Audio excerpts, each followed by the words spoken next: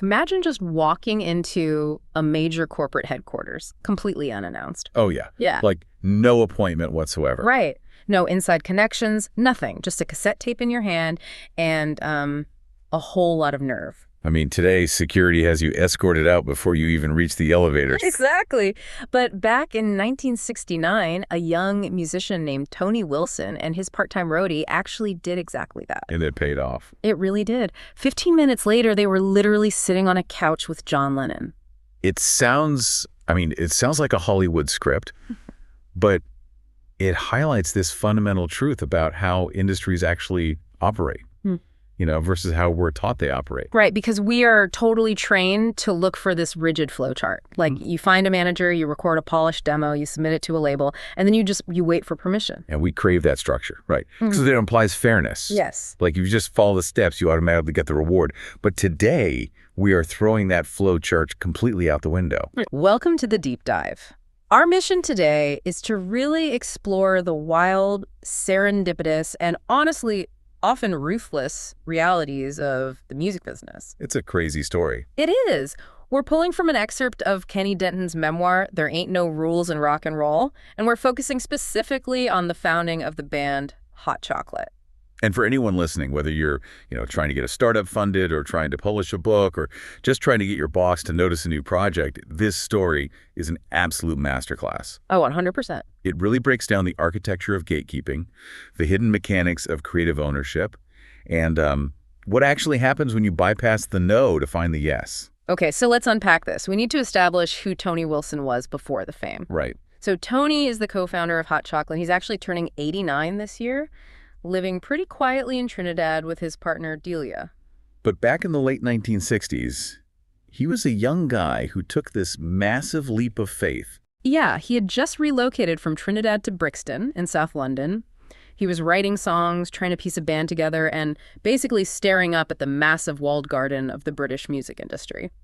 And I mean, when you're standing outside a walled garden, you're naturally looking for someone holding a key. Obviously. And for Tony, that key holder appeared to be a producer named Derek Lawrence. Right, Derek Lawrence. Yeah, and Derek had legitimate industry weight at the time. He had produced the first 3 albums for Deep Purple through his connections with Ritchie Blackmore. Wow. So to a newcomer like Tony, Derek totally represents undeniable access.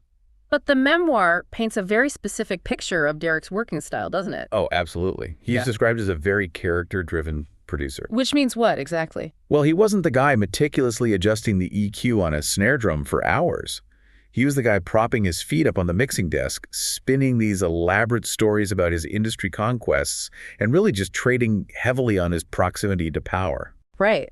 And he leverages that perceived power to make a highly lucrative sounding promise to the band. Yes. He tells Tony that he will finance studio time for the band to lay down a track.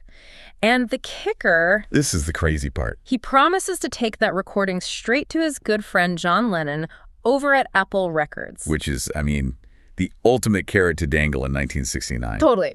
So Tony and his bandmates prep the material. They show up to the recording studio on the scheduled day, and Derek is nowhere to be found. Nowhere. Complete radio silence. It's a total ghosting. It really is. And it's the defining maneuver of a certain type of industry middleman. Yep. They trade in the currency of access, but the moment that access requires them to actually put their own reputation or capital on the line, they just evaporate. And I push back on this constantly when talking to creatives or young professionals. I always wonder, why do so many talented people let these talkers stall their progress? It's frustrating to watch. It is. It seems like human nature to just pack up the gear, go home, and wait for the gatekeeper to reschedule. It's like that one guy on LinkedIn who promises to introduce you to the CEO, but entirely ghosts you when it counts. That is the perfect analogy. Yeah. And honestly, people freeze because they mistake the gatekeeper for the gate itself. Oh, wow. That's a great way to put it. Right. They assume that without Derek, the studio is literally just an empty room. But what's fascinating here is that Tony and his friend Errol... Who's actually just their part-time roadie at this stage, right? Yeah, literally just a roadie. They refuse to freeze. They're already in a rented studio. The microphones are hot. Just make a pivot. A massive pivot. They decide to record their own reggae-infused rendition of John Lennon's Give Peace a Chance. entirely on their own. They stop waiting to be discovered and just do the work. Exactly. And then eventually, Derek resurfaces. Naturally, he listens to the track and he absolutely hates it. he completely dismisses the reggae arrangement and immediately starts peddling excuses. Yeah, he claims Lennon is suddenly out of the country, the tape has to go on the back burner, basically trying to put Tony right back in the waiting room. And Derek's usefulness literally drops to zero in that moment. He proves he's a bottleneck, not a bridge. Right. And this is where the band makes a decision that alters the entire trajectory of their lives. They decide to completely bypass the bottleneck. Since the gatekeeper failed them, they just skip the gate, they take the physical tape, and they walk directly to Apple's headquarters at 3 Savile Row in London. Just walk right up. They knock on the door with just a dash of hope, no appointment, no manager, no Derek Lawrence to smooth the way. Which is wild. Apple Corps was notoriously eccentric as a company, but it was still the epicenter of the biggest band on the planet. Walking in cold off the street is just an astonishing breach of industry protocol. And yet, 15 minutes later, Tony and Errol are sitting on a sofa across from John Lennon and Yoko Ono. It's almost unbelievable. I try to map this onto today's landscape. Like, here's where it gets really interesting for you listening.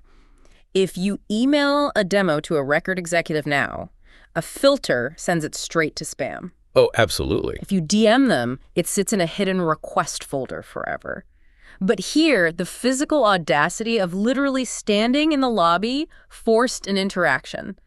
Does sheer audacity still work like this? I think so. Yeah. The mediums have certainly evolved, but the underlying psychology, that remains exactly the same. How so? Well, decision makers today are heavily insulated by layers of assistance and, digital filters designed specifically to keep people out. Right. But when someone breaches those layers through sheer unorthodoxy, it often commands a strange sort of respect. I mean, Lennon didn't have security throw them out. He didn't. He was intrigued enough to actually press play on their tape. And he listens. But then he pauses the tape and asks them a very pointed question. He asks, why did you change the lyrics? And this is a super critical juncture. Most people, if they were sitting in front of a literal Beatle, would invent some pretentious avant-garde justification for altering the lyrics to a global anthem. Oh, for sure. It was an artistic choice about the duality of man or something. Exactly. But Tony just gives him the absolute, unvarnished truth. He looks at Lennon and says, honestly, we couldn't quite decipher the original lyrics from your record, so we just improvised our own. And Lennon completely lights up at that. He just appreciates the utter lack of pretense. So he smiles and asks them what the name of their band is. And Errol has to admit they don't even have one yet. Right. So Lennon tells them to go out into the hallway, find a secretary getting a coffee, and just ask her to name them. Which they do. They walk out, ask the receptionist, she looks the two of them up and down, and just blurts out, hot chocolate. Amazing. They take it back into the office. John and Yoko suggest tacking band onto the N, and the hot chocolate band is officially born. And Lennon immediately validates the whole relationship. Yes, he invites them to play their newly recorded version of Give Peace a Chance at a Plastic Ono Band gig at the Lyceum Ballroom. Which naturally triggers an immediate panic attack for Tony and Errol. Because it's literally the only song they know. Right. They don't have a set list. They don't have anything else prepared. But John casually reassures them. He's like, don't worry, there are plenty of other acts on the bill. You only need to play the one song. And the track actually gets released on Apple Records under catalog number 18. It is a textbook Cinderella story. It really is. But, and this is a big but, the problem with relying on a single gatekeeper, even if that gatekeeper happens to be John Lennon, is that if their house collapses, you are immediately back out on the street. That's the danger. And shortly after this, internal disputes tear Apple apart, the Beatles break up, and the label effectively shutters. So the high of the Apple Records era abruptly ends. The fairy tale is over. Yeah, the band is thrust right back into the harsh reality of finding a new deal. Which leads them to cross paths with a highly successful producer named Mickey Most. Right. Mickey scoops them up for his RAK label. And Mickey is really the antithesis of the whole Apple ethos. How would you describe his style? He is a pure commercial operator. His job is to manufacture pop hits. And his very first executive decision is to truncate their name. He strategically drops the word band to make it punchier. Just hot chocolate. Exactly. And you really can't argue with his initial results. This pivot to pop brings massive success. They go on to have 10-hit singles under RAK. Oh, it was incredibly lucrative. Tony and Errol basically transition into this powerhouse songwriting duo. They're penning tracks for acts like Mary Hopkin, Herman's Hermits, and Julie Felix. They're generating serious revenue. But generating revenue within a corporate structure often requires sacrificing artistic identity, right? Always. Yeah. If we connect this to the bigger picture, this is the classic clash between artistic identity and commercial packaging. Yeah. A label executive like Mickie Most looks at a group of musicians and tries to identify the absolute most marketable asset. He decides that the band shouldn't be presented as a democratic collective. He wants a clear focal point. Right. He wants a singular, easily identifiable face for the brand, and he decides that face is Errol. Which completely rewrites the band's internal dynamic, because Tony actually sang lead vocals on their early hits like Love is Life, and even later on a 1974 track called You'll Always Be a Friend. He was a primary voice. But Mickie relentlessly pushes to make Errol the undisputed frontman, effectively sidelining Tony and the rest of the group into the visual role of a mere backing band. And from Mickey's perspective, as a label head, this is just basic brand management. Right, it's efficient. Exactly. It's cheaper and easier to promote one frontman on magazine covers and TV appearances than it is to promote 5 equal members.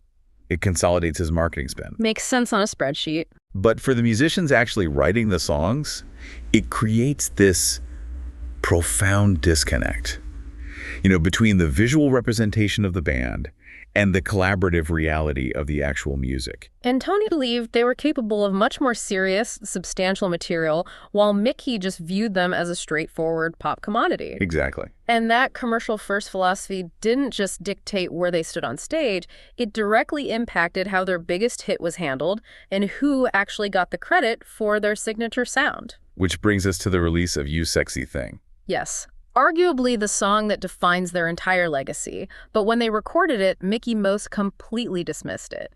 He really did. He thought it was filler, so he released it as a mere B-side to a track called Blue Night. And we probably need to explain the physical mechanics of the vinyl era here, just to understand why this matters so much. Yeah, go for it. So a record literally had 2 sides. The A-side was the track the label spent all their money promoting to radio stations. It was the intended hit. The moneymaker. Right. The B-side was just the bonus track. Mm. And because labels viewed B-sides as throwaways that didn't really drive sales, standard contracts included a mechanical clause. Ah, the fine print. Always the fine print. This clause stated that royalties for a B-side were paid out at a significantly lower rate than the A-side. But the public didn't care about the A-side in this case. You Sexy Thing catches fire organically. It becomes a massive cultural phenomenon. Huge. So here is where I get totally confused, and I know anyone listening who deals with contracts is wondering the same exact thing. If the B-side suddenly becomes a global multi-million-dollar revenue driver, how is it legal for the label to just keep paying the filler rate? I know, it sounds wrong. Doesn't the contract have to adjust to reflect the actual primary product being sold? It doesn't have to adjust at all, and that is the brutal reality of contract law. Wow. Mickie Most isn't breaking the law, he is strictly enforcing it. Because he can. Right. From his viewpoint, he took the initial financial risk of pressing the vinyl and funding the studio time. The band signed a document agreeing to a lower percentage for that specific track. So when the song unexpectedly explodes? Mickie makes the highly dubious but legal decision to weaponize that outdated mechanical clause. He uses it to maximize his own profit margin.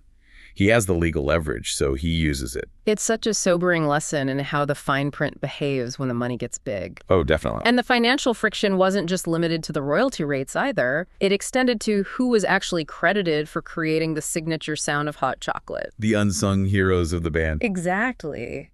Tony firmly believed that their early hits only truly took off because of the incredibly memorable guitar riffs laid down by Harvey Hensley. And those riffs were the sonic hook. They were. They were the element that elevated the tracks from standard pop to something totally unique. But Harvey Hensley remained sadly uncredited as a writer on those songs.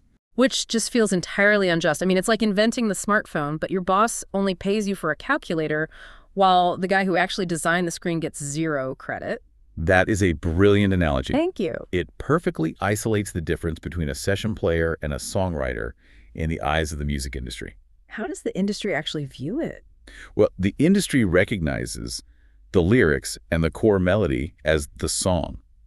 If you invent a brilliant guitar riff that makes the song famous, but you didn't write the words or the vocal melody, You're out of luck. the contract basically views you as simply performing a service. You get a flat performance fee, while the credited songwriters collect the recurring royalties forever. So what does this all mean for you listening? How do you protect your own you sexy thing when the people in charge don't see its value? It's tough. This accumulation of slights, the sideline vocals, the B-side royalty trap, the lack of credit for core musical contributions, it finally forces a breaking point. It has to. Tony realizes he cannot fix a system that is legally designed to exploit his work. Right. So in 1976, he decides he's had enough of the artistic disconnect. He makes the pivotal decision to walk away from the band he co-founded. He leaves to pursue a solo career with Albert Grossman's Bearsville label in the U.S. And when he leaves, he attempts to take the rhythm section with him to start fresh. But they don't go. No, they assess the landscape and they choose to stay. They opt for the guaranteed paycheck and the stability of RAK Records over the risk of an unproven solo venture. Which, is a completely understandable human choice. Security usually wins. It does. But the ultimate lesson in how this industry operates arrives nearly a decade later. We jump forward to 1985. The final insult. Yeah. Errol, the front man that Mickie Most built the entire commercial identity around, finally decides he has had enough and he leaves the label. And the remaining members of Hot Chocolate want to keep working. They plan to hire a new vocalist and continue touring and performing under the name they've spent 15 years building. But Mickie Most refuses to back them without Errol. He knows the mainstream commercial appeal just walked out the door. However, Mickie, ever the pragmatist, amicably, tells the remaining members that he will allow them to part ways and continue using the name Hot Chocolate. Oh, how generous of him. Right. But there's a catch. He charges them a 10,000-pound exit fee for the privilege. Unbelievable. This raises such an important question about leverage. Because they built the equity in that name. They put in a decade and a half of sweat equity. They wrote the music, they played the shows, they lived the life. But the incorporation documents they signed with RAK Records dictated who actually owned it. The label? The label owned the trademark. Sweat equity is a feeling. A trademark is a legal fortress. And they had absolutely no other choice if they wanted to keep their careers alive, so they paid it. They had to. Let's take a breath and just look at the whole board here.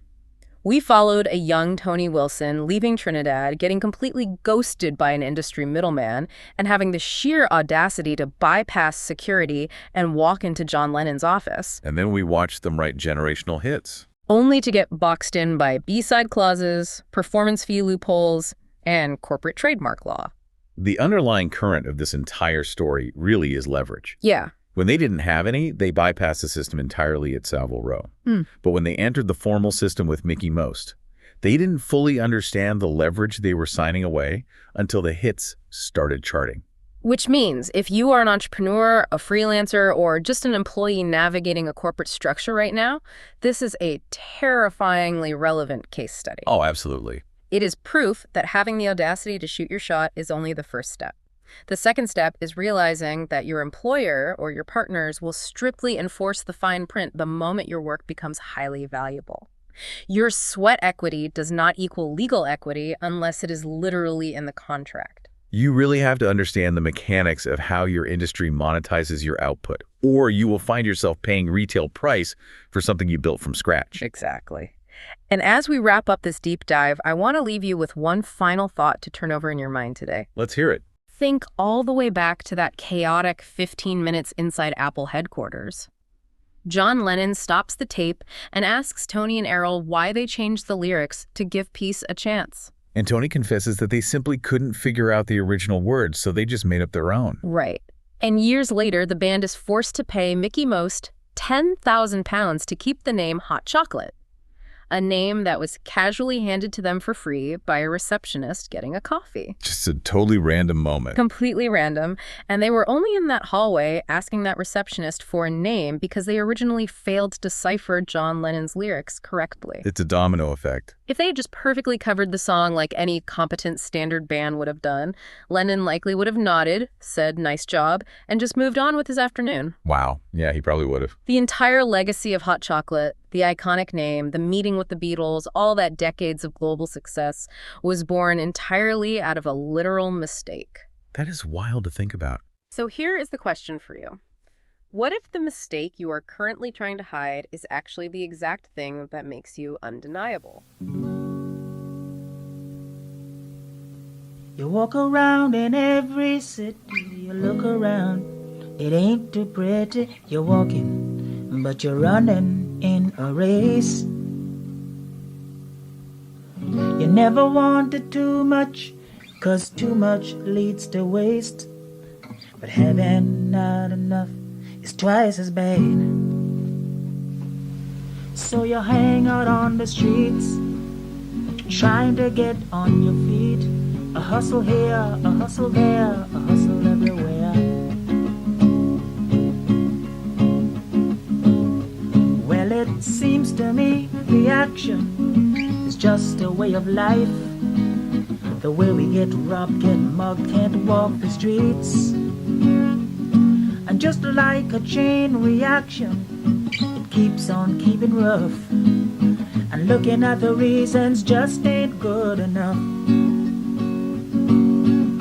You walk around in every city, you look around, it ain't too pretty. You're running, but you just can't take the pace. You never wanted too much, 'cause too much leads to waste. But having not enough drives you mad.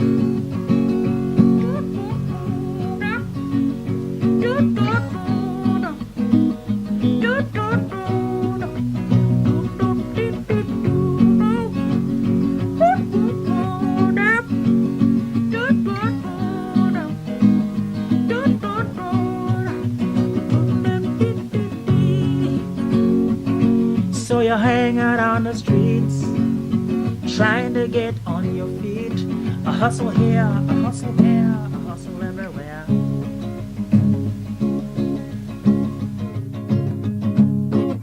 You walk around in every city, you look around, it ain't too pretty. You're walking, but you're running in a race. You never wanted too much, 'cause too much leads to waste. But having not enough drives you mad.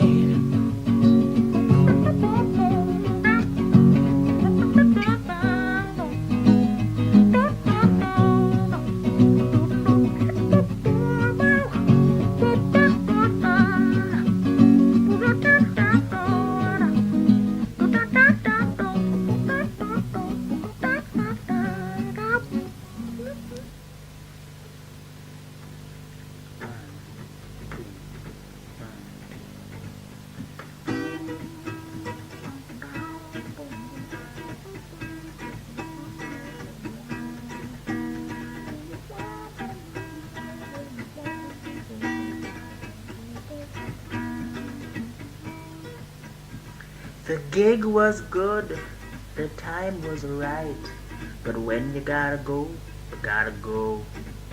I'm on the road again to another town, another place, another show.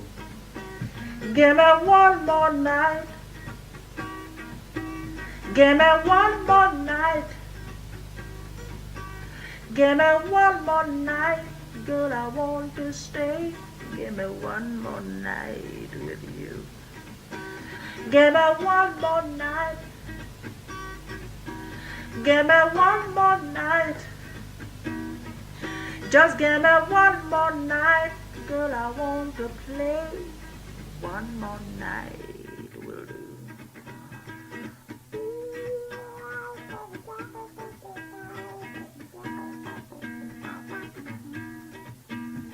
The things we did, the times were nice. I got to play here again. I will be seeing you, but I don't know where, don't know how, don't know when. Give me one more night. Give me one more night. Just give me one more night, girl, I want to stay. One more night with you. Give me one more night. Give me one more night. Just give me one more night, girl, I want to play. one more night will do.